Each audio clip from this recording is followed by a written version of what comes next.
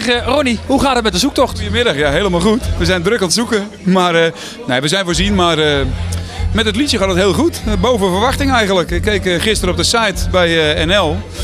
Toen kwam ik tot de constatering dat hij op nummer 1 stond van de dag top 5, dus we gaan de goede kant op.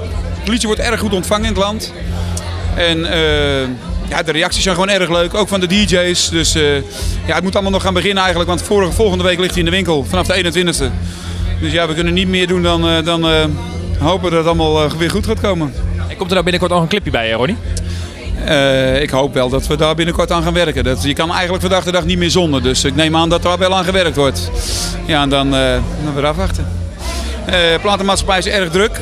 Gisteren weer vergadering gehad en daar kreeg ik een nieuwe site voor geschoteld. Een hele nieuwe website gemaakt, www.ronnievanbemmel.nl. Erg blij mee, ziet er erg mooi uit, heel duidelijk. Een shop komt erin en ja, ze zijn gewoon erg druk met me. En ja, dat geeft mij gewoon een heel fijn gevoel. Dus ik ben heel blij met ze. Ja, het theater vind ik erg leuk. Het concert is wel een beetje mijn ding. Het is niet gezegd dat ik dat dit jaar gelijk weer ga doen, maar dat vergt heel veel tijd. En voorbereiding. Maar sowieso gaan we dat weer doen. Maar wanneer? Ik weet het niet. Maar heel graag. Ik zoek een meisje, oorspronkelijk van Jan en Zwaan. Misschien nog eens een keer een triootje? Nou, waarvoor niet? Als zij dat leuk vinden, ik vind het leuk en kom erbij. Voor mij mag het.